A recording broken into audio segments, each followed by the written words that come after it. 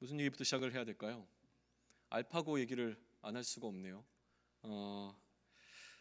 기사들을 계속 보고 있는데 알파고 쇼크 뭐 이런 제목도 있고요. 특별히 눈에 들어왔던 제목이 알파고 바둑의 고정관념 틀을 깨 뭐 이런 기사의 제목도 보이더라고요. 또 이런 것도 있었어요. 한없이 낯선 알파고 착점. 이게 바둑을 두는 지점인 것 같은데요. 바둑 새 패러다임의 계기가 됐다. 사뭇 경기가 바둑 경기가 진행되기 전과 진행되고 난 이후에 뭔가 뉘앙스가 굉장히 많이 달라진 것들을 좀 느끼게 되어지는데, 아무튼 이번 한 주간 저 개인적으로 제가 가장 많이 마음을 쓰고 신경을 썼던 것 중에 하나가 바로 이세돌과 알파고의 대국이었던 것 같아요. 좀 흥미롭게 진행되는 과정을 지켜봐 왔고요. 그리고 앞으로도 조금 더 많은 생각들을 하게 되는 것 같고, 또 SNS를 쭉 들여다 보니까 굉장히 많은 사람들이 철학적으로 변했더라고요. 굉장히 깊은 생각을 하게 만드는 이슈였던 것은 분명한 것 같습니다. 여기에 나왔던 한없이 죄송한데 저희 모니터 소리를 조금만 더 키워줄래요? 네. 패러다임에 관한 이야기가 등장했죠. 한없이 낯선 알파고 착점, 바둑 새 패러다임의 계기가 됐다라는 이 제목이 등장을 했는데, 패러다임이라고 하는 말을 좀 주목해 보면 좋을 것 같아요. 패러다임 모두가 이제 다 익숙하게 쓰고 있는 말인데, 미국의 과학자인 토마스 쿤이 제일 먼저 사용한 단어라고 알려져 있죠. 과학혁명의 구조라는 책에서 이제 처음 사용한 단어이고, 그때 사용했던 용어이기 때문에 사실은 과학적인 용어라고 보는 것이 맞는 것 같아요. 그러나 지금은 과학뿐만이 아니라 어떤 사회 현상을 이야기할 때도 패러다임이라고 하는 것은 좀 쉽게 사용되고 있는 단어 가운데 하나입니다. 그러니까 과학적으로는 하나의 패러다임이, 그러니까 각 개별 과학자들이 어떠한 생각과 어떠한 판단력을 갖고 있는가와 상관없이 하나의 패러다임이 계속 그 하나의 그 과학 전체를 지배하다가 더 이상 기존의 패러다임으로 설명할 수 없는 어떤 상황에 도달하게 되면, 그러한 새로운 문제가 나타날 때 새로 등장하게 된 그러니까 기존의 문제를 풀 수 없을 때 새로운 패러다임이 기존의 패러다임을 바꿔나가게 된다라는 개념으로 설명을 하고 있어요. 확장된 개념으로 시대를 살아가는 우리들에게도 이제 패러다임 시프트라고 하는 패러다임의 전환, 변환에 대한 이야기들을 계속하게 되어지는데요. 지금 이제 바둑을 이야기하면서 패러다임의 새로움이 시작되었다라고 지금 보는 것이 바둑계에서 바라보는 관점인 것 같아요. 그런데 저는 이제 개인적으로 제가 뭐 철학적인 사람은 아니지만 이런 생각들을 계속했던 것 같아요. 바둑이 무엇인가? 그러니까 승패라고 하는 것만 놓고 본다면 사실은 굉장히 뭐죠? 알파고가 두고 있는 바둑의 수라고 하는 게 새롭고 새로운 패러다임으로 전환되어지는 건 맞는 것 같아요. 그러니까 근데 바둑을 두는 목적이 과연 승패에만 있다면 그럴 것 같죠. 근데 만약에 이런 생각을 좀 해봤습니다. 바둑을 두는 목적이 과연 이기고 지는 거에만 관련되어 있는 문제일까라는 걸 생각했을 때는 조금 아쉬운 부분이 계속 있었던 것 같고, 해설하는 분도 또 기사에서 마주하게 되는 많은 부분들의 그 접근법 자체도 뭐 이런 것들 굉장히 유치하지만 이런 거예요. 뉘앙스는 이거예요. 말은 되게 멋있겠지만 속 내용은 이거죠. 알파고는 이겼지만 자기가 이긴 거에 대한 기쁨은 느끼지 못할 거야. 뭐 이런 뉘앙스의 이야기들이 계속 진행되고 있는 것을 봤는데요. 사실은 바둑이라고 하는 게 그 바둑을 두는 가치가 승패에만 있는 게 아니잖아요. 바둑을 두고 있는 동안 함께 마음을 나눌 수 있고 뭔가 하게 되는 어떤 그런 관계, 또 바둑을 두면서 그 수를 통해서 인생을 논하는 사람들에 관한 이야기도 굉장히 많이 접했던 것 같고요. 바둑은 그 하나 그냥 승패에 관련된 경기라기보다는 세상과 커뮤니케이션하고 또 사람들과 뭔가 관계를 형성해 나가는 그 네트워크적으로도 굉장히 중요한 가치를 갖고 있다고 생각을 해 봅니다. 이런 의미에서 좀 지난주에 우리가 나눴던 내용 기억하세요? 지금 우리가 차이라는 주제를 갖고 이야기를 진행하고 있잖아요. 지난주에 나눴던 게 계산법에 관한 이야기였어요.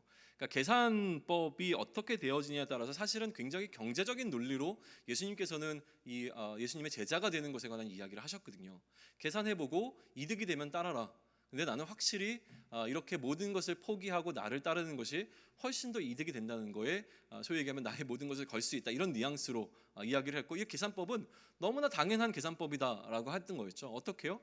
건축을 하는 사람이 예산을 편성한 거 마찬가지로, 전쟁을 나가는 왕이 승패를 가늠해보고 나간 거 마찬가지로, 나를 따라올 때 모든 것을 내려놓고 자기를 부인하고 자기 십자가를 지고 따르는 것은 너무나 마땅한 일이다 라는 식의 설명을 했단 말이죠.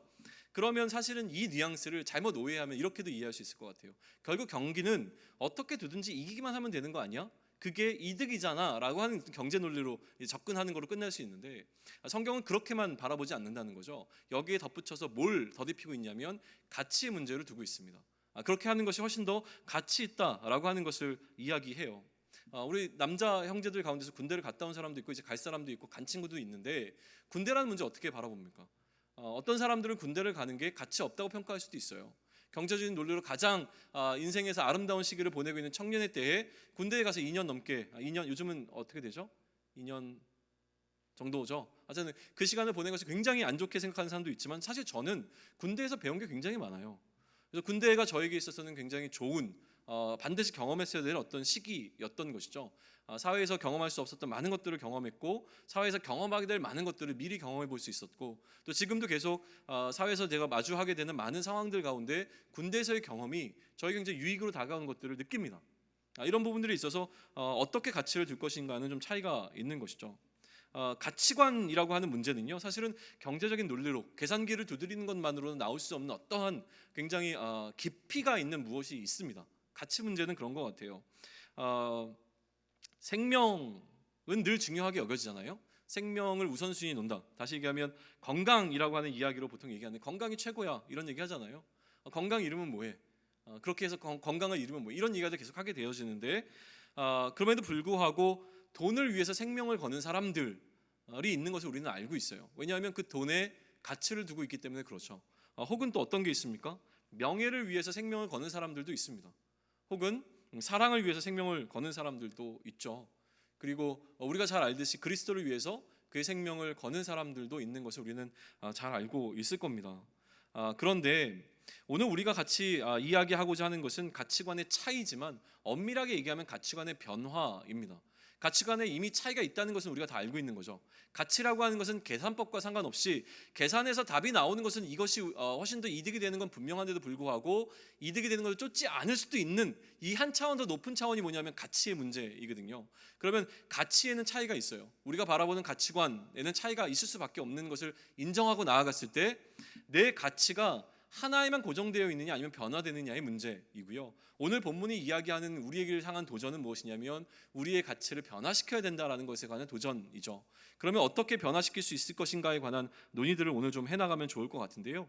사실은 이 부분이 잘못 이야기하면 너무 복잡하기 때문에 그 걱정이 좀 약간 되는 거예요. 그래서 천천히 저랑 본문을 좀 같이 살펴보면서 같이 정리하면서 이야기를 진행하면 저도 도움이 되고 여러분에도 도움이 될 것 같습니다. 보시죠. 지금요 3장을 보시면 초반부에 전체를 다 읽지는 않을 텐데, 기본적으로 지금 바울이 나누고 있는 두 그룹의 사람들이 있습니다. 어떻게 이야기되냐면 2절을 보시면 2절에 등장하고 있는 어떤 사람들이 있고요, 그다음에 3절에 등장하는 사람들이 있어요. 2절에 등장하는 어떤 무리의 사람들과 3절에 등장하는 어떤 무리의 사람들을 아주 간략화시켜 설명하면, 2절에 있는 사람들은 그들이라고 부를 수 있고요, 3절에서 이야기하고 있는 사람들은 누구냐면 우리입니다. 이렇게 간단하게 생각하시죠. 지금 바울의 머릿속에는 두 그룹의 사람들이 존재합니다. 우리와 그들이 존재하고 있는 것이죠. 그러면서 우리와 그들이 어떻게 차이가 있는지에 관해서 설명을 하게 되어지는데요, 그들에 관한 바울의 설명을 한번 보세요. 2절에 기록되어 있는데 어떻게 설명합니까? 그들을 향하여서 개들이라고 부릅니다. 소위 얘기하면 요즘으로 따지자면 이제 우리가 개 머시기라고 부르는 것과 마찬가지 뉘앙스인 거죠. 개들이라고 그들을 뭐라고 하죠? 그들을 평가하고 있는 거죠. 또 뭐라고 얘기합니까? 그들은 행악하는 자들이라고 평가하고 있죠. 그리고 마지막으로 그들에 대해서 무엇이라고 얘기합니까? 그들은 몸을 상해하는 일을 서슴지 않는 자들이라고 그들을 정의 내리고 있죠. 그에 반해서 우리들은 누구라고 표현하고 있습니까? 우리는 하나님의 성령으로 봉사하는 자들입니다. 자, 지금 우리 얘기하고 있는 거예요. 공감되시죠? 우리는 누구입니까? 하나님의 성령으로 봉사하는 자들. 또 누구입니까? 그리스도 예수로 자랑하는 자들이에요. 마지막으로 뭐라고 얘기합니까? 육체를 신뢰하지 않는 자들이 우리다라고 하고 있습니다. 자, 첫 번째 도전이 우리 앞에 놓여 있어요. 뭐죠? 그들과 우리라고 하는 이분법이 존재하는데 우리는 어디 속합니까? 어떤 사람들인지에 대한 충분한 이제 정의가 내려졌어요. 사실 나는 개는 아닌 것 같고 행악자도 아닌 것 같고 몸을 상하게 한 자가 아닌 것은 분명해요.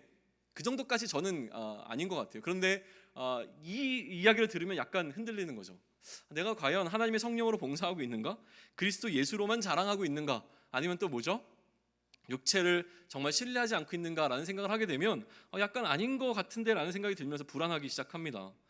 그런 부분들인데요. 이 그들에 대한 확장된 개념을 설명하면 이렇습니다. 6가지로 그들에 대해서 정의 내릴 수 있어요. 개 같은 자들, 악을 행하는 자들, 몸을 상하게 하는 자들, 하나님의 성령으로 봉사하지 않는 자들, 그리스도 예수로 자랑하지 않는 자들, 육체를 신뢰하는 자들이 바로 그들입니다. 내가 우리에 가까운지 그들에 가까운지는 각자가 판단해야 될 문제이죠. 그런데 이 6가지로 판단되어지는 그들로 규정되는 사람들 가운데 또 이것과 다른 우리라고 하는 사람들, 마찬가지로 6가지 범죄에 들지 않는 사람들이 우리인데, 이 우리라고 하는 사람들과 어떤 차이점에서 가장 깊이 있게 주목하고 있는 것이 무엇이냐면요, 육체를 신뢰하는가 신뢰하지 않는가예요. 바울이 지금 이 여러 가지로 이 사람들을 분류했지만 그 가운데서 가장 집중하고 있는 것은 무엇이냐면 육체를 신뢰하고 있는가 신뢰하지 않고 있는가의 문제에 그의 모든 관심을 쏟아붓고 있는 것이 4절을 통해서 드러납니다. 4절 한번 보세요. 뭐라고 기록되어 있습니까? 그러나 나도 육체를 신뢰할 만하며 만일 누구든지 다른 이가 육체를 신뢰할 것이 있는 줄로 생각하면 나는 더욱 그러하다 라고 얘기를 합니다. 많은 차이점 가운데서 지금 바울이 집중하고 있는 것은 무엇입니까? 육체를 신뢰하는 것에 집중하고 있는 거예요. 자, 누군가 육체를 신뢰할 수 있다고 얘기를 한다면 나는 그 사람과 맞짱져서 전혀 반가워요. 제가 반가운 사람들이 눈앞에 들어와서 육체를 신뢰하는 사람들이 너무나 신뢰할 만한 수만 가지 이야기들 가운데서 내가 결코 뒤지지 않는다는 것을 이제 바울은 이야기 시작하는 거죠. 그것을 5절과 6절에서 압축해서 설명하고 있는데, 바울이 다른 사람과 비교해서 전혀 뒤지지 않는 스펙에 관한 이야기를 이렇게 바울은 전개합니다. 나는 8일 만에 할례를 받았다. 이스라엘 족속이다. 베냐민 지파다. 히브리인 중에 히브리인이다. 율법으로는 바리새인이다. 열심으로는 교회를 박해했던 자고 율법의 의로는 흠없는 자다라고 자신을 소개를 합니다. 자, 여기서 가장 핵심적으로 주목해야 될 것이 2가지는 무엇이냐면, 유대인들이 유대인으로서 자신들의 정체성을 갖고 있었던 2가지 가운데 2가지가 등장하는데, 하나는 할례를 받았는가, 또 한 가지는 율법을 행하는가의 문제였거든요. 아이덴티티를 세우는 부분에 있어서 바울은 이거보다 훨씬 더 자기를 능가할 수 있는 사람은 없다라고 자신하고 있는 겁니다. 율법을 준수하는 것을 그냥 준수하는 것뿐만이 아니라 자기는 열심으로 교회를 박해하기까지 했는데 이런 사람들이 있느냐에 대한 질문을 하고 있는 것이죠. 소위 얘기해서 육체를 신뢰할 만한 것으로 이야기하자면, 스펙으로만 따지자면 나를 능가할 수 있는 사람은 없을 것이다 라는 자신감의 이야기를 지금 하고 있어요. 이것이 지금 육체를 신뢰하는 것이다 라고 바울은 이야기하고 있는 건데, 이거를 이제 우리 시대에 우리가 살아가는 우리의 입장에서 설명하면 이런 것들이 되지 않을까요? 어떤 집에서 태어났는가가 우리에겐 중요합니다. 어떤 집안에서, 어느 지역에서 태어났는지도 우리에게는 나름 중요할 수 있습니다. 어디서 공부했는가도 중요하죠. 그리고 어디에 살고 있는가, 어떤 차를 타고 다니는가, 어떤 직장에 다니는가, 심지어 어떤 사람과 연애하는가, 그리고 어떤 사람과 결혼했는가, 그리고 나의 자녀가 얼마나 공부를 잘하는지까지도 넘어갑니다. 그리고 그의 자녀가 어디 사는지, 그의 자녀가 어떤 차를 타고 다니는지, 그의 자녀가 어떤 사람과 끝이 없이 계속 진행되어지는 이 어떤 루프로 돌아가고 있는 이 육체를 신뢰하는 것들의 리스트는 우리에게 존재하는 거죠. 그런데 이러한 소위 우리가 이야기하는 스펙이라고 얘기하는 자랑할 만한 거리들, 이런 스펙들을 신뢰한다라는 개념으로 좀 설명하거든요. 바울이 이야기하는 것은 육체를 신뢰할 만하다라는 신뢰라고 하는 개념으로 이야기를 하고 있어요. 그 관점이 이 육체를 신뢰한다라고 표현을 하는 것이죠. 그러면 우리는 왜 이 스펙을 우리가 신뢰하고 있는가에 대한 고민들을 전개해 볼 필요는 있습니다. 왜 우리는 이런 스펙들을 신뢰하는 걸까요? 신뢰한다는 말은 다시 얘기하면 뭐죠? 스펙이 나에게 있어야 할 것 같은 거예요. 이 스펙이 나에게 없으면 불안한 거죠. 있으면 뭔가 든든합니다. 있어야지만 될 것 같은 생각들이 드는 거죠. 이렇게 있는 것과 없는 것의 차이가 있다는 것을 우리는 느낍니다. 이것을 무엇이라고 얘기합니까? 유익이라는 말로 표현하는 겁니다. 이게 나에게 있으면 유익이 되기 때문에 이것을 의지하게 되는 방향으로 나아가게 되는 것이죠. 유익이라고 하는 것은 이익이라고 하는 판단이 나에게 쓴 거죠.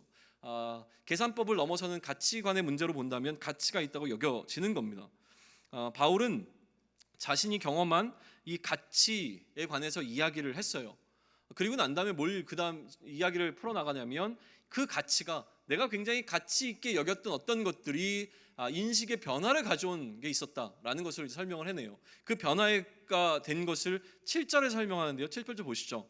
그러나라고 반전이 시작되는 겁니다. 앞에 내가 이때까지 내가 의지하고 신뢰해왔던 수많은 것들이 있었는데 그러나 이제는 이것이다 라고 설명하는 것이죠. 어떻게 설명합니까? 무엇이든지 내게 유익하다는 것을 내가 그리스도를 위하여 어떻게 다 해로 여긴다가 된 겁니다. 어떻게 이러한 인식의 변화와 가치의 차이가 이들이 아니라 바울에게 주어지게 된 것인가라고 하는 것이 오늘 우리가 함께 나눠야 될 이야기인 것이죠.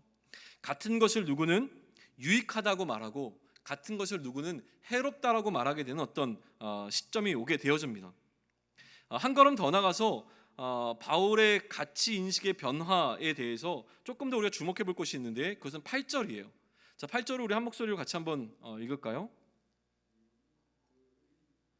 같이 시작. 또한 모든 것을 해로 여김은 내 주 그리스도 예수를 아는 지식이 가장 고상하기 때문이라. 내가 그를 위하여 모든 것을 잃어버리고 배설물로 여김은 그리스도를 얻고 라고 되어 있어요.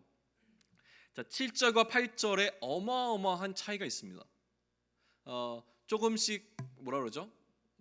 점진적으로 또 이제 단어 선택의 위기를 맞고 있는데 7절에서는 무엇이든지 이미 내가 유익하다고 생각했던 많은 것들을 이제는 어떻게 여긴다고요? 그리스도를 위하여 다 해로운 것으로, 유익한 것이 아니라 해로운 것으로 여기겠다. 근데 이 범위는 어디까지예요? 내가 이때까지 유익하다고 생각해왔던 어떤 것들을 나에게 해롭다고 여기겠다라고 이야기한 것이 7절이에요. 근데 8절은 어떻게 됩니까? 확장됐어요. 모든 것을 해로 여긴다고 이야기하고요. 그 다음에 뒤로 넘어가면 모든 것을 잃어버리고 배설물로 여기겠다고 얘기를 해요. 단지 내가 이때까지 유익으로 여겨왔던 어떤 것들에 관한 이야기가 아니라 존재하는 모든 것들 가운데서 가장 값어치 있는 것을 무엇이라고 하냐면 그리스도에다 놓겠다라고 이야기를 하는 겁니다. 어떤 특정한 것에 한정하는 것이 아니라는 것이죠. 그러면 이러한 바울의 가치인식의 변화는 어떻게 주어진 것인가라고 하는 것이 오늘 우리가 함께 고민해 봐야 될 것인데요. 8절을 보시면 거기에 대한 힌트가 나와져 있습니다. 어떻게 내가 유익이라고 여겼던 많은 것들을 해로 여기고 이 땅에 존재하는 모든 것들을 전부 다 배설물로 여길 수 있는 이러한 담대함이 어디서 나왔는가라고 했을 때 8절은 이렇게 얘기합니다. 내 주 그리스도 예수를 아는 지식이 가장 고상함을 깨달았기 때문에 얻게 되어진 변화라고 하는 것이죠. 어떻게 이러한 일이 가능해진 겁니까? 내 주 그리스도 예수를 아는 지식이 가장 고상하다라고 하는 것을 깨닫게 되어지는 결정적인 순간이 바울에게 찾아왔다는 겁니다. 그거를 깨닫지 못했을 때는 많은 것들이 유익이었는데 이제는 이것을 깨닫고 나니까 모든 것이 전부 다 배설물처럼 여겨지는 것을 경험하게 된 것이죠. 이렇게 가치인식이 변화되는 것, 가치인식의 변화는 우리가 우선시하는 우선순위의 변화로도 사실은 설명해낼 수는 있을 것 같아요. 늘 제가 사용하는 예화지만 순서로 접근하면 이렇습니다. 아빠가 좋아, 엄마가 좋아 라고 하는 이 대답 가운데 뭐라고 대답을 요구하냐면 하여튼 둘 중에 하나를 선택하라는 거죠. 엄마가 더 가치 있게 느껴지는지 아빠가 더 가치 있게 느껴지는지를 선택을 해야 되는데 자 그러면 요즘 우리 아이들은 무조건 엄마라고 얘기했죠. 엄마가 좋아라고 선택을 합니다. 그러고 나면 아빠는 어떻게 되는 거예요? 엄마가 유익이라고 선택하고 나면 아빠는 해로운 거예요?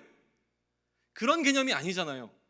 그러니까 가치는 우선순위를 문제로 놓고 다 품어 안을 수 있는데 이 모든 것들 가운데서 내가 이것을 가장 우선순위에 놓고 그 다음 거로 나갑니다라고 해야 되는데 지금 바울은 어떻게 얘기하냐면 이것만이 유익이고 나머지는 다 해롭습니다라고 얘기한 것처럼 느껴진다고 하는 것이죠.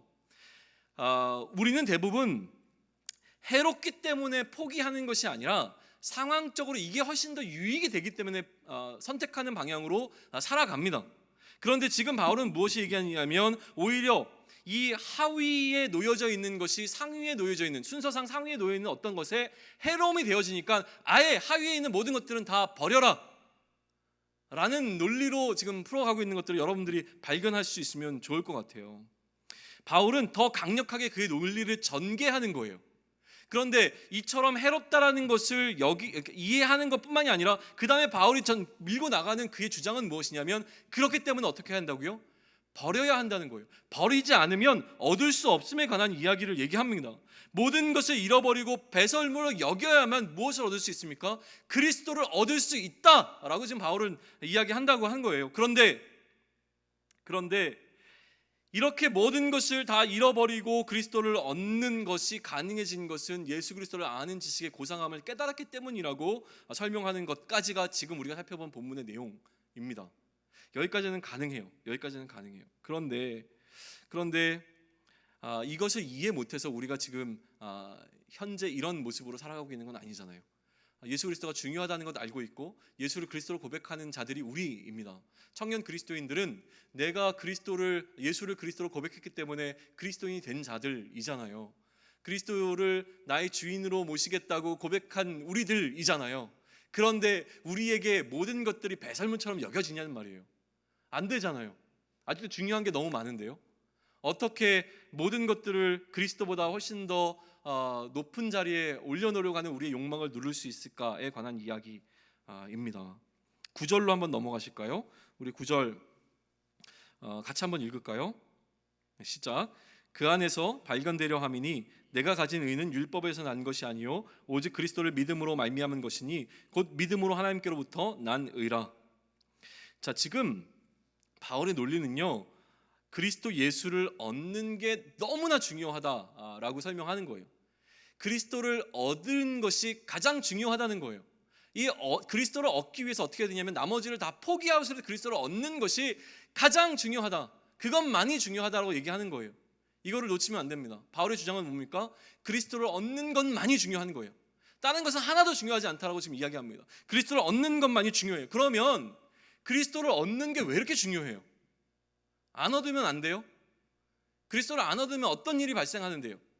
이것을 깨달아야 그리스도를 얻는 것이 너무나 중요하다는 것도 알게 되어지는 거잖아요. 그리스도를 얻는 것이 도대체 왜 중요한가? 바울은 왜 이처럼 그리스도를 얻는 것에 대해서 강력하게 이렇게 얘기하는가에 대한 또 설명이 9절에 등장하는 거예요. 뭐라고 이야기합니까?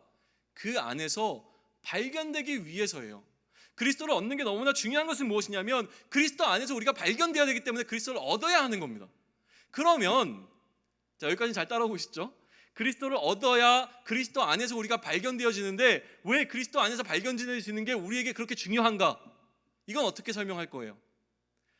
바울이 갖고 있는 모든 바울 머릿속에 들어있는 구원이라고 하는 논리의 뼈대들에 대해서 중요한 것을 계속 제가 말씀드리고 있는데 그 부분에 대해서 조금 더 보충하기 위해서 저에게 주옥같이 주어진 말씀 가운데 하나인 골로새서 3장으로 넘어갑니다. 제가 그냥 읽어드릴게요. 예전에도 한번 말씀드린 적이 있었어요. 골로새 3장 1절부터 4절까지인데요. 골로새서에서 바울은 이런 식으로 설명합니다. 그러므로 너희가 그리스도와 함께 다시 살리심을 받았으면 위의 것을 찾으라. 너희가 구원받은 자이면 이제 위의 것을 찾으라고 얘기하는 겁니다. 거기는 그리스도께서 하나님의 우편에 앉아 계시니라. 위의 것을 우리는 바라봐야 하는데 땅을 바라보는 것이 아니라 위를 바라봐야 하는 유일한 이유는 무엇이냐면 그리스도께서 거기에 계시기 때문이에요. 그리스도가 계신 곳을 바라보는 것이 마땅하다 설명을 합니다. 그렇기 때문에 위의 것을 생각하고 땅의 것은 생각하지 말아라 라고 얘기해요. 이는 왜냐하면 너희가 죽었고 너희의 생명이 그리스도와 함께 하나님 안에 감추어져 있음이라. 자, 그리스도가 계신 곳을 바라봐야 하는 이유는 뭐냐면 그리스도와 함께 무엇이? 우리의 생명이 감추어져 있기 때문이라고 얘기하는 것이죠. 그리고 난 다음에 4절입니다. 우리의 생명이신 그리스도께서 나타나실 때에 다시 이 땅 가운데 오실 때에 그때 너희도 그와 함께 영광 중에 나타나리라 라고 설명하고 있는 거예요. 자, 바울의 개념 가운데 우리의 생명은 누구 안에 존재합니까? 그리스도와 함께 하나님 안에 안전하게 보관되어져 있다는 이야기를 합니다. 그리고 그리스도가 나타나실 때 그리스도 안에서 누가 발견되어져요? 우리가 생명 가운데 나타날 것을 그는 너무나 확신하고 있었기 때문에 이걸 얻으라는 거예요. 그러면 뭐가 필요해요? 그리스도가 필요해요. 우리의 생명의 문제를 해결하려면 우리가 그리스도 안에서 발견된다는 것은 생명 가운데 다시 살아난 것을 의미하는데 이것이 가능하려면 뭐가 있어야 됩니까? 우리에게 그리스도를 얻는 것이 필요합니다. 그리스도를 얻으려면 어떻게 해야 됩니까? 모든 것을 해로 여기고 다 버리는 것이 필요하다는 이 설명을 바울은 해나가고 있는 겁니다. 이 절박함이 좀 느껴지시면 좋을 것 같아요. 자, 이 절박한 발견되어져야 되는 것에 관한 바울의 이야기가요, 오늘 9절에서는 또 다른 중요한 설명으로 연결되어지고 있습니다. 그게 뭐냐면요, 의라고 하는 말이에요. 의라고 하는 말이 보이세요? 9절 가운데. 자, 우리는 하나님께로 나아가서 영원한 생명을 얻어야 되는데 우리가 하나님 앞에 나아갈 수 없는 결정적인 이유는 뭐냐면 우리가 불의하기 때문이에요. 그러면 하나님께 나아가 우리 생명의 문제를 해결받기 위해서 가장 중요한 것은 무엇이냐면 우리의 불의가 해결돼야 되기 때문에, 그렇기 때문에 많은 사람들은 율법의 힘을 얻어서 율법의 힘을 통해서 하나님의 법을 잘 준수함으로 의롭다함을 얻어 하나님 앞에 나아갈 수 있는 길을 찾았던 것이죠. 그런데 그 부분이 불가능하다라고 하는 것을 지금 바울은 깨닫고 난 이후에 이렇게 고백을 하는 겁니다. 그에게 남다른 열심이 있었던 거예요. 그가 스펙으로 여겼던 많은 것들 가운데서는 그가 의롭다함을 얻기 위해서 했던 행위들이었다고 하는 것이죠. 그런데 이제까지 그가 의지했던 그 율법으로 말미암은 의가 아무 의미가 없다는 것을 깨닫게 되어지는 어떤 순간, 그를 이렇게 깨닫게 만들었던 것은 무엇인가라고 하는 것인데요, 그가 깨달았던 것은 오직 그리스도를 믿음으로 말미암은 차원 다른 의에 관한 것을 경험하게 된 것입니다. 율법을 통해 얻는 의와는 차원이 전혀 다른 예수 그리스도로 말미암은 의를 그는 깨닫게 되었고, 곧 믿음으로 하나님으로부터 난 차원 다른 의를 깨닫게 된 것이죠. 그 의를 깨닫고 난 이후에 바울에게는 가치관의 변화가 온 겁니다. 9절을 다시 한번 보세요. 제가 대신 읽습니다. 그 안에서 발견되려 하느니 내가 가진 의는 율법에서 난 것이 아니요. 자, 예수 그리스도 안에서 발견되어져야 되는데, 그러면 우리에게 필요한 것이 의입니다. 그런데 이 의가, 내가 가진 의는 율법을 잘 준수했기 때문에 얻게 된 의가 아니라고 얘기합니다. 그럼 어떻게 얻게 된 겁니까? 오직 그리스도를 믿음으로 말미암는 것이니 곧 믿음으로 하나님께로부터 난 의다라고 설명을 하고 있는 거예요. 이게요 너무너무 중요해요. 이 한 절을 가지고 한 3박 4일 이상 설명할 수 있습니다. 왜냐하면 이 9절 한 절이요, 모든 로마서를 핵심으로 끌어다가 정리한 것이라고 볼 수 있기 때문에 그래요. 로마서의 이야기는 이거예요. 불의함과 의로움에 관한 이야기예요. 우리가 불의함 가운데 도저히 율법을 통해서 의를 발견하지 못할 때에 하나님의 한 의라고 불리는 예수께서 오셔서 어떻게 우리의 불의함을 해결하시는가에 관한 이야기를 해주는 게 로마서 전반부에 관한 이야기란 말이에요. 얼마나 중요한 이야기겠어요. 그런데 왜 로마서를 신청을 안 하세요? 저는 청년 목회를 하는 청년 목사입니다. 장년분들만 신청하시고 청년들 그렇게 신청 안 해서 되겠습니까? 아직 시간이 있습니다. 제가 사실은 한 2년 전에 로마서를 한번 다룬 적이 있었고요. 2년 후에 이제 다시 로마서를 하는데, 사실은 저는 개인적으로 로마서를 5년에 한 번씩 다루고 싶다라는 제 개인적인 마음이 있었어요. 왜냐하면 이런 거예요. 로마서는요, 제가 얼마나 성경을 깊이 있게 아느냐에 따라서 더 보이는 성경이에요. 그래서 5년 동안 열심히 공부해서 로마서 다시 보고, 또 5년 동안 열심히 공부해서 로마서 보고 막 이러면 좋겠다는 생각을 했어요. 알파고 얘기 또 하는데 계속 학습해 나간다면서요, 진화한다면서요. 2년 전에 저와 2년 동안 제가 진화를 하지 않았겠습니까? 여러분들은 2년 뒤에 저를 만난 거를 감사해야 됩니다. 2년 동안 얼마나 많은 진보가 저에게 있었는지 저도 사실 되게 궁금해요. 로마서를 다시 보면서 이제 접근해 나가는데 신청하세요. 주님. 자, 다시 들어갑니다. 지금 바울이 여기까지 전개해 놓은 그의 흐름 가운데서 핵심은요, 이 하나님의 의를 얻어야 되는데, 이 하나님의 의로 불려지는 그리스도를 얻어야 되는데, 여기서 필요한 것이 무엇이냐면 버림이라고 하는 겁니다. 버려야 얻을 수 있다라고 하는 것인데, 우리는요 인식하는 것까지는 가능한 것 같아요. 예수님이 정말 소중하구나, 예수님이 너무나 필요하구나, 예수님이 나의 삶에서 너무나 절박하게 필요하구나, 여기까지 인식은 가능해요. 그리고 우리의 가치관의 변화도 가져올 수는 있어요. 그렇지, 예수님을 섬기는 게 그 무엇보다 중요하지. 그리고 또 어떻게 얘기합니까? 예배하는 게 어떤 것보다도 중요하지. 선교 참 가치 있는 일이지, 선교 가야지. 또 뭐 해야 되죠? 믿음의 배우자 만나야지, 믿음의 가정 이뤄야지, 아이들 하나님의 말씀으로 양육해야지. 수많은 우리의 가치의 변화를 일으키는 일들을 이미 경험했어요. 그렇죠? 아닙니까? 예수를 그리스도로 인정하고 난 이후에 우리 가운데 들어오는 가치의 수많은 변화들이 이미 우리는 경험했다고요. 근데 뭘 경험이 부족한 겁니까? 인식하고 인정하는 것까지는 가능했는데 이것이 우리 삶에서 실제가 되는 것이 너무나 부족하다는 겁니다. 이게 지금 우리가 이 5주에 걸쳐서 나누고 있는 이야기의 핵심일 거예요. 어떻게 하면 이런 차이들을 좁혀 나갈 것이냐.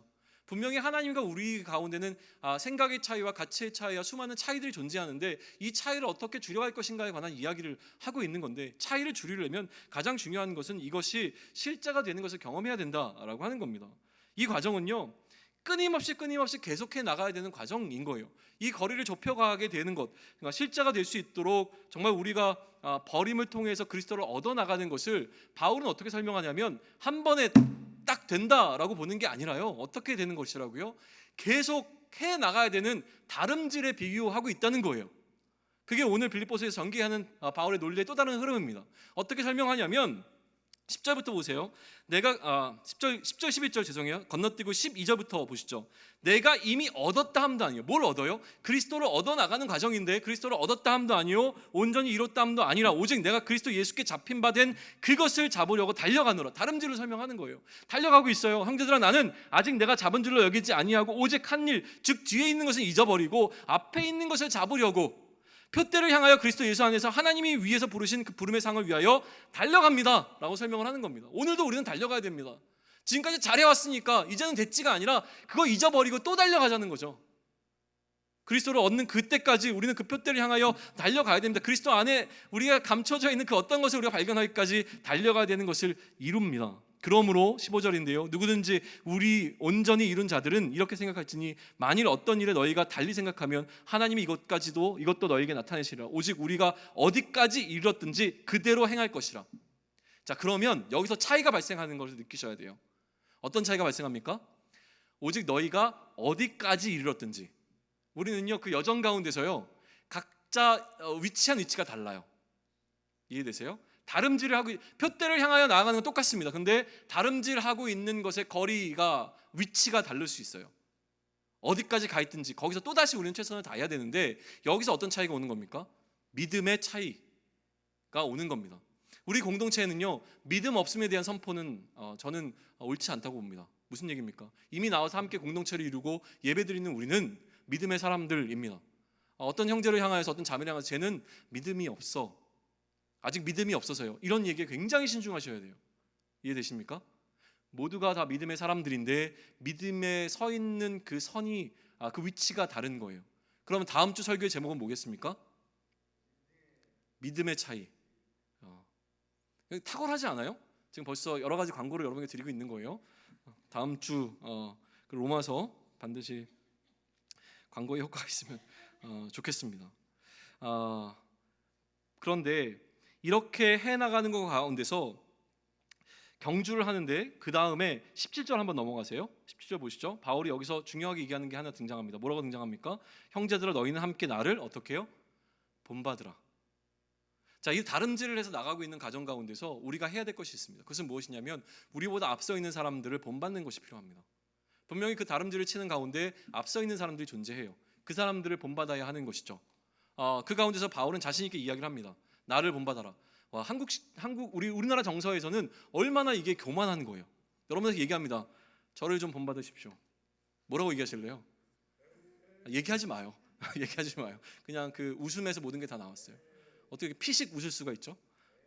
저를 본받으라고 얘기하면 저 스스로가 굉장히 교만한 사람이 되고 저 스스로도 내가 본받을 점이 있는 사람이니까 라는 게 사실 저도 알기 때문에 굉장히 괴로워요. 그런데도 불구하고 바울은 얘기하는 것이죠. 바울은 흠이 없었던 사람이기 때문에 자신을 본받으라고 얘기했을까요? 아닐 거예요. 바울이 이야기하는 것은 내가 그리스도를 본받으려고 했던 그것을 본받으라는 이야기예요. 그 결정적인 증거가 어디 등장하냐면 다시 이제 위로 올라갑니다. 10절과 11절인데요. 우리 10절과 11절은 한번 같이 읽으면 좋겠습니다. 본받음에 주목하면서 10절과 11절 우리 큰 목소리로 한번 같이 읽습니다. 시작. 내가 그리스도와 그 부활의 권능과 그 고난에 참여함을 알고자 하여 그의 죽으심을 본받아 어떻게 해서든지 죽은 자 가운데서 부활에 이르려 하노니. 아멘. 보이세요? 바울이 본받고자 한 것이 무엇입니까? 그리스도의 죽으심을 본받아 어떻게 되는 것? 어떻게 해서든지 죽은 자 가운데서 부활에 이르려 하는 것을 본받기를 원한 거예요. 바울이 본받고자 한 게 무엇이라고요? 그리스도께서 죽으셨다가 다시 살아나신 것과 같은 것을 그도 본받기를 원하는 겁니다. 바울이 본받기 원하는 건 뭐예요? 내가 죽음 가운데서 승리하고 그 부활의 영광의 소망을 얻는 것을 그는 본받기를 원한 겁니다. 이해되십니까? 그러면 우리가 바울에게서 본받아야 할 것은 무엇입니까? 역시 그것을 위해서 바울이 어떻게 하고 있는가를 본받아야 하는 것이죠. 이렇게 얘기합니다. 어떻게 해서든지 라는 표현이 등장합니다. 절박함이에요. 어떻게 해서든지 그리스도를 본받아 죽음을 이기고 부활의 영광을 맛보는 그것을 내가 이루기 위하여 지금 나는 달림질하고 있다라고 얘기를 하는 겁니다. 내가 그리스도와 그 부활의 권능과 그 고난에 참여함을 알고자 하여 그리스도를 아는 지식의 고상함에 관해 이야기했던 바울이 그가 알고자 하는 이 많은 것들의 핵심은 무엇입니까? 그것을 알고 깨달아 그리스도께서 감당하셨던 그 죽으심으로부터 함께 부활의 영광을 맛보는 그것을 내가 하기를 원한다라고 하는 것이죠. 이게 바울이 이야기하는 본받음입니다. 두 번째 본받음에 관해서 바울은 이야기하는데요. 17절 한번 보세요. 형제들아 너희는 함께 나를 본받으라. 그리고 또 두 번째 본받음은 뭡니까? 너희가 우리를 본받은 것처럼 그와 같이 행하는 자들을 눈여겨보라. 뭐냐면 너희가 지금 나를 본받아서 열심히 일하고 있잖아. 근데 마찬가지로 주변에서 그렇게 앞서 있는 누군가 또 그리스도의 본받음을 본받기 위해서 애쓰고 노력하고 있는 주변에 있는 많은 사람들 한번 돌아봐 라는 이야기를 하고 있는 겁니다. 서로가 서로에게 무엇이 될 수 있음에 대해서 얘기합니까? 네, 본이 되어질 수 있음, 도움이 될 수 있음에 관한 이야기를 지금 하고 있는 겁니다. 그래서 공동체가 필요한 거고요. 공동체를 통해서 우리는 더 큰 유익을 얻을 수 있게 되어지는 것이죠. 그런데 이렇게 주변을 돌아보는 것, 우리 주변에 있는 많은 사람들을 돌아보는 것이 유익이 되는 것뿐만이 아니라, 근데 문제는 뭐냐면 이렇게 돌아보다 보면 또 다른 것들이 눈에 들어온다는 거예요. 또 다른 것들이요. 이게 참 안타까운 일인 것 같아요. 다른 사람을 판단하라는 게 아니라 현실을 직시하라는 이야기입니다. 현실 가운데서 모든 사람들이 이처럼 그리스도를 본받기 위해서 그 걸음을 걸어가고 있는 게 아니라고 하는 거예요. 그러면 이렇게 주변에 있는 사람을 많이 돌아보다 보면 누가 눈에 들어오냐면 그렇게 행하지 않고 있는 어떠한 사람들도 눈에 들어온다라고 하는 거예요. 그래서 그것에 관한 이야기를 지금 바울은 그 이후에 하는데요. 18절부터 제가 있습니다. 그 안타까움을 여러분이 같이 느꼈으면 좋겠습니다. 내가 여러 번 한 번이 아니라 여러 번 너희에게 말할 거냐, 이제도 지금도 눈물을 흘리며 이야기하는 어떤 이야기, 안타까움과 절박함으로 너에게 다시 이야기하는 이 이야기가 있는데 뭐냐면 여러 사람들이 그리스도의 십자가의 무엇으로 파트너가 아니라 원수로 행하고 있는 것들이 보인단 말이에요. 이게 너무 안타까운 거예요. 바울 입장에서 보게 되면 어떻게 그럴 수가 있을까? 내가 눈물을 흘려 말하는 여러 사람들이 그리스도의 십자가의 원수로 행하고 있는 것, 그들의 마침은 멸망인데도 불구하고 그들의 마침은 그리스도를 통해서 얻게 되어지는 생명의 문제가 아니라 멸망으로 되어 있다라는 이야기를 하는 것이죠. 그들의 신은 배다. 그들은 자기의 배를 섬기고 있다고 하는 것이죠. 그 영광은 그들의 부끄러움에 있고 땅의 일을 생각하는 자들이라고 얘기하는, 앞서 얘기했던 그들에 관한 이야기를 하는데 그들이 눈에 들어옵니다. 안타까운 겁니다. 눈물이 나올 정도로 안타까운 것이죠. 그러나 그들과 다른 우리는 어떻게 해야 되겠습니까? 그러나 우리의 시민권은 하늘에 있는지라 거기로부터 구원하는 자 곧 주 예수 그리스도를 기다리노니 그는 만물을 자기에게 복종하실 수 있는 자의 역사로 우리의 낮은 몸을 자기 영광의 몸의 형체와 같이 변하게 하시리라. 우리의 시민권은 어디에요? 하늘에 있으니 거기로부터 오는 그리스도를 기다리라. 오직 그리스도만 소망을 품고 살아가라고 얘기를 하는 것이 바울의 이야기라고 하는 거예요. 근데 뭐가 문제입니까? 왜 그렇게 살지 못하고 그들처럼 살아가느냐라고 하는 경고의 메시지를 주고 있는 것이죠. 우리는 생명의 문제를 놓고 그것이 가장 중요한 것임을 알기에 그것에 의해서 모든 것을 배설물로 여길 수 있어야 하는데 왜 그 끝이 멸망으로 향하고 있는 그 사람들처럼 우리의 만족이라고 여겨지는 우리의 배를 신으로 삼아 살아가고 있고, 또 내가 지금 나의 부끄러움으로 여겨지는 수많은 것들을 우리의 영광으로 삼아 살고 있고, 땅의 일들이 하늘의 일보다 훨씬 더 중요하게 여겨지는 어떤 문제들에 빼앗겨서 하늘의 일을 바라보지 못하는 삶으로 살아가고 있느냐라고 지금 우리를 도전하고 있다라고 하는 겁니다. 바울의 심정이 느껴지면 좋겠습니다.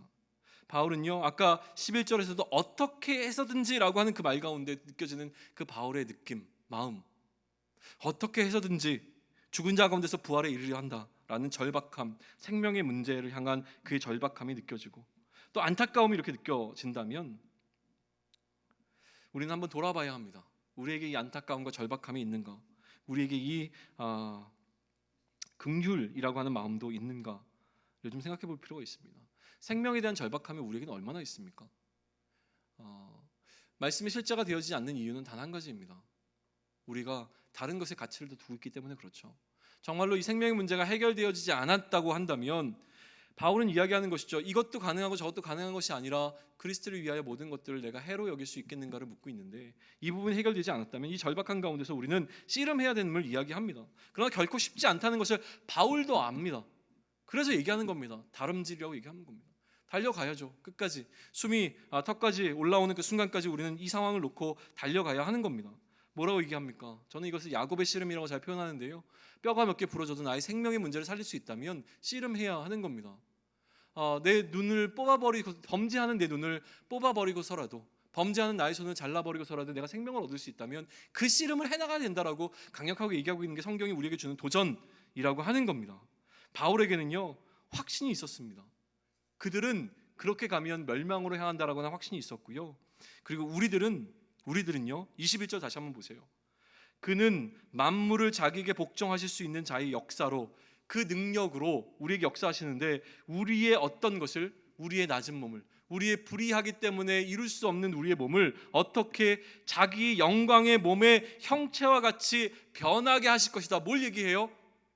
우리를 죽음 가운데서 소생하여 부활케 하실 것이다. 이 얘기를 다른 표현을 하는 겁니다. 바울의 유일한 목적, 바울의 유일한 관심은 뭡니까? 지금 다시 돌아갑니다. 바울은 뭡니까? 10절에서 내가 그리스도와 그 부활의 권능과 그 고난에 참여함을 알고자 하여 어떻게 그의 죽으심을 본받아 어떻게 해서든지 죽은 자 가운데서 부활에 이르려 하느니, 바울이 그처럼 그리스도를 아는 지식의 고상함을 알아 다른 것들을 전부 다 배설물로 여기면서까지 그리스도를 얻고자 했던 유일한 목적은 뭐예요? 그리스도 안에만 우리의 생명이 존재하기 때문에 이 생명의 문제를 해결하고 싶었던 겁니다. 이게 뭐예요? 부활이라고 하는 거예요. 그리스도를 본받아 죽음 가운데서 부활에 이르려 하는 이 문제를 해결하고 싶었던 겁니다. 그렇게 우리를 도전하고 있는 것은 무엇입니까? 우리의 낮은 몸을 자기의 영광의 몸의 형체와 같이 변하게 하신 그 예수 그리스도에 대한 확신 가운데 믿음으로 나아가라고 우리에게 얘기하고 있는 거예요. 이게 제일 중요함을 이해할 수 있으면 좋겠습니다. 이것을 위해서 바울이 얘기하고 있는 가치의 문제는 뭡니까? 우선순위의 문제가 결코 아니라는 겁니다. 이것을 위해서 모든 것들 전부 다 해로 여길 수 있는 결단함이 우리에게 있어야 되는 거라고 하는 것이죠. 실제로 버리는 무엇이 우리에게 필요합니까? 다름질이 필요합니다. 지금 달려가고 계십니까? 혹시 숨이 차서 멈춰있는 상황은 아닌가 돌아봐야 한다는 거예요. 조금이라도 달려가야 됩니다. 죽을 것 같아도 달려가야 합니다. 그게 우리가 해나가야 되는 거기 때문에, 이 정도 왔으니까 좀 쉬어가지. 아니요, 달려가라고 얘기합니다. 지금까지 얻은 것은 아무것도 아니라고 얘기하고 다시금 또다시 달려가야 된다고 얘기합니다. 그렇게 행한 신앙의 선배들을 본받으라고 이야기합니다. 그 본받음이 우리에게 도전이 되기 때문에 그렇습니다. 그리고 서로가 서로에게 어떻게 되라고요? 본이 되라고 이야기하는 겁니다. 초원에서 나눌 이야기가 바로 이거예요. 초원 모임을 하면서 우리가 서로에게 본이 되는 것을 경험했으면 좋겠습니다. 예수를 그리스도로 인정하는 그 순간, 그 이후에 내가 경험했던 내 삶의 가치의 변화들, 우리에게 분명히 있을 거예요. 잊고 지내왔던 어떤 것들에 대한 기억을 다시금 떠올리세요. 그것을 통해서 함께 나누시면 그 사람의 이야기가 나에게 도전이 될 겁니다. 특별히 이번에 캄보디아 선교를 같이 갔다 오면서 수영이뿐만이 아니라 너무 좋은 분을 알게 되었는데, 한 집사님이세요. 실명을 거론해도 될지 안 될지 몰라서 일단은 거론은 안 합니다. 이 집사님이 모임 가운데서 이야기를 하시는데요, 자기는 꾼이었대요. 도박꾼이었대요. 진짜로 도박. 근데 원래 이분이요, 선교를 나가서 이제 우리는 어벤져스와 같이 이제 활동을 하는데 각자가 담당하고 있는 역할들이 있거든요. 근데 이분의 역할이 뭔가 굉장히 궁금했어요. 근데 이분은 웃음을 담당하셨어요. 그러니까 팀의 분위기 활력소였는데, 그것뿐만 아니라 굉장히 잘하시는 게 뭐였냐면 팀원들을 살피세요. 그 눈빛이 예사롭지 않아요. 막 누가 어떤 걸 얘기를 하고 있는지 뭘 하고 있는지 이거를 순식간에 이 상황 파악을 하시는 거를 저는 봤거든요. 저도 제 역할이 그거거든요. 사실은 가게 되면 이제 팀을 이끄는 사람으로서 사람들이 불편한 게 없는지, 마음의 상태는 어떤지, 몸 상태는 어떤지, 이걸 이제 빨리빨리 판단을 해야 되는데, 저랑 같은 눈빛으로 이렇게 팀원들을 이렇게 보고 있는 거를 저는 봤어요. 이분은 왜 그럴까? 이게 굉장히 장점이다 라는 생각을 했는데, 나중에 알게 된 거죠. 꾼이셨대요. 도박꾼. 그래서 이제 같이 하는 사람들이 패를 돌아가면 막 그거잖아요. 다른 사람들이 무슨 패를 갖고 있는지를 빨리 파악해내야 된다. 이 능력이 탁월하신 거예요. 그러니까 보통 꾼이 아니라는 거예요. 상상할 수 없는 꾼이래요. 그래서 상상할 수 없는 금액들을 주고받았대요. 그래서 나중에는 막 워낙 판돈이 크니까 그러니까 10,000원짜리는 돈처럼 안 보이고 뭐 100만 원 이런 것들도 우습다 그러시더라고요. 그러니까 굉장히 큰 판에서 놀던 분인데 하나님을 알고 난 다음에 자기에게 다가온 변화가 하나 있었는데 뭐였냐면 도박은 목적이 돈을 따는 거잖아요. 내가 따면 반드시 누군가 잃어야 되잖아요. 어느 순간 자기가 땄는데 하고 난 다음에 상대방의 눈이 보였대요. 근데 금방 해도 울 것 같은 그 눈을 바라보면서 이건 아닌데 라는 생각이 들어왔다는 거죠. 예수님을 그리스도로 고백하고 난 이후에, 하나님을 알고 난 이후에 그 집사님께 다가온 변화는 그거였습니다. 뭔가를 깨닫고 난 이후에 도박을 끊으셨다라고 하더라고요. 중독에 걸려본 분들은 아실 거예요. 중독의 문제가 해결되지 않습니다. 참는 거거든요. 참을 수 있는 힘이 주어진 것이죠. 이런 나눔들이 우리 가운데 있으면 좋을 것 같아요. 수영 형제 3개월이라는 시간 나가잖아요. 왜 나가는지에 관한 이야기가 우리는 같이 좀 나눠질 수 있으면 좋을 것 같습니다. 서로에게 좀 본이 되어주고 용기와 힘이 되어지는 많은 이야기들이 반드시 우리에게 있습니다. 우리에게 없을 것 같죠? 나에게는 없는 것 같죠? 누구에게나 있습니다. 누구에게나 예수를 그리스도로 인정하고 난 이후에 우리에게 찾아온 가치 변화 때문에 내가 포기하게 된 어떤 것이 반드시 있습니다. 저에게 얘기하라고 해도 얘기할 것들이 굉장히 많습니다. 다음을 위해서 좀 아껴놓도록 할게요. 처음 모임을 통해서 그런 이야기들 풍성히 나눠줬으면 좋겠고요. 여전히 요즘 이제 제가 굉장히 행복한 것 가운데 하나가 우리 동훈 형제랑 영적인 흐름들이 계속 이제 맞아가고 있는 것이 참 기뻐요. 그래서 오늘 마지막 찬양 우리 같이 부르면서 우리의 마음 다시 좀 정돈하면 좋을 것 같습니다. 찬양팀 나오시고요. 같이 좀 일어날까요?